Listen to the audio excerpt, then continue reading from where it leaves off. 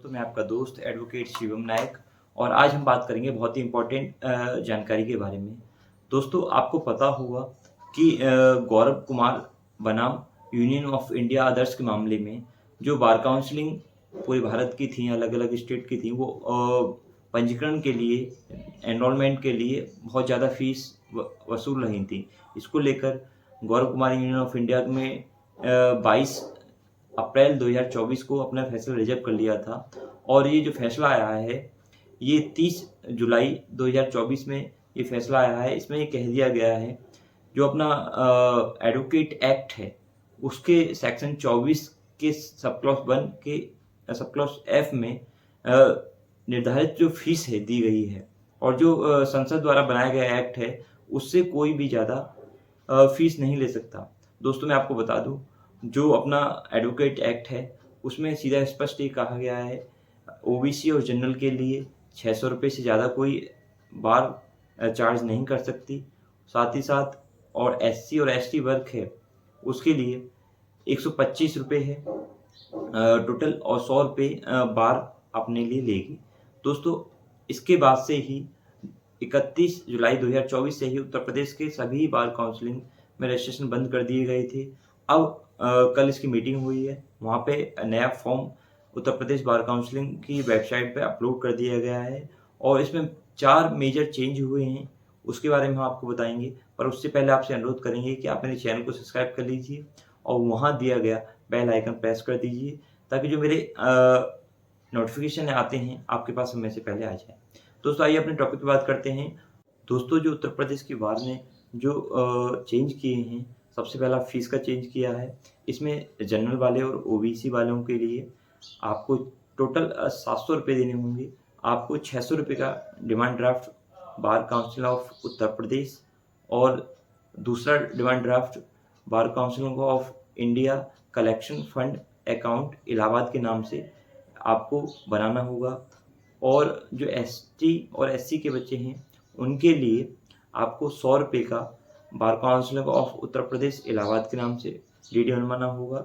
दूसरा जो 25 रुपये हैं, उसके लिए बार council of India collection fund account Allahabad के नाम से आपको डीडी बनवाना होगा। दूसरा जो चेंज है इसमें कि आपका जब पुलिस वेरिफिकेशन होगा, आप सबमिट कर देंगे तो फॉर्म को, तो आपकी जो फॉर्म का वेरिफिकेशन बार भेजेगी आपके एसएसपी को और वहाँ पे 45 दिनों में उनको रिपोर्ट लगानी होगी आप पे, आपके अकाउंट उस पे कहते हैं फॉर्म पे आप पे कोई आपराधिक मुकदमा तो नहीं है। अगर ऐसा नहीं कर पाते हैं वो 45 दिनों के भीतर, तो आपकी जो प्रक्रिया है रजिस्ट्रेशन की, वो बार आगे बढ़ा देगी। फिर उसके बाद दोस्तों आपका जो 15 दिनों में आपका वेरिफिकेशन होंगे सारे डॉक्यूमेंट बार के सामने भी, और वहाँ पे जो पंजीकरण विभाग है लिपिक, उनको समिति के सामने भेज देगा। और उसके बाद आपको जब आपका पंजीकरण वगैरह की प्रक्रिया सब पूरी हो जाएगी तो आपको इंटरव्यू के लिए बुलाया जाएगा। इसमें जो मेन चेंज किया गया है, ये बड़ी चेंज इंटरव्यू और फीस का होना है। अब आपका इंटरव्यू होगा, जितने भी अभ्यर्थी हैं, अगर आप इंटरव्यू नहीं देने में असफल रह जाते हैं तो आपको 3 महीने बाद पुनः इंटरव्यू के लिए बुलाया जाएगा। अगर आप इंटरव्यू में सफल हो जाते हैं तो आपको जो रजिस्ट्रेशन की प्रक्रिया, आपको इंटरव्यू का क्या रिजल्ट आना है ये वहीं पे बता दिया जाएगा कि आपका इंटरव्यू क्वालिफाई किया है नहीं किया है, इसमें डिले नहीं होगा। अगर आप इंटरव्यू में सफल हो गए तो आपको रजिस्ट्रेशन पंजीकरण आपको प्राप्त हो जाएगा।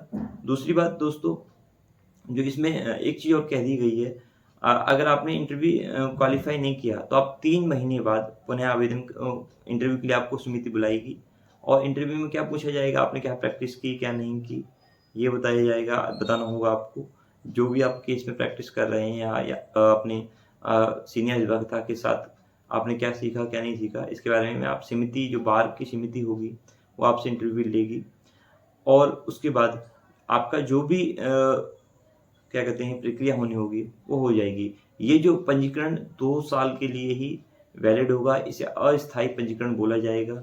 अगर आपने 2 साल के भीतर इसको क्वालिफाई नहीं किया तो आप सीओपी के लिए आवेदन भी नहीं कर सकते हैं। अगर आपने कर लिया आवेदन तो उसके लिए इसमें एक चीज़ और कहा गया है कि जो सीओपी के लिए आवेदन करेंगे तो विशिष्ट शुल्क भी लिया जाएगा उसमें, वो अभी खोला नहीं गया है, क्या शुल्क होगा? जो जो हम डिक्लेरेशन फॉर्म बोलते हैं, उसमें भी शुल्क लिया जाएगा, उसके बारे में कुछ फॉर्म में नहीं दिया गया है। दोस्तों मुझे उम्मीद है कि आपको मेरी महत्वपूर्ण जानकारी जो आप सबके लिए बहुत ही महत्वपूर्ण है, ये आपको समझ आई होगी। मैं आपका दोस्त एडवोकेट शिवम नायक।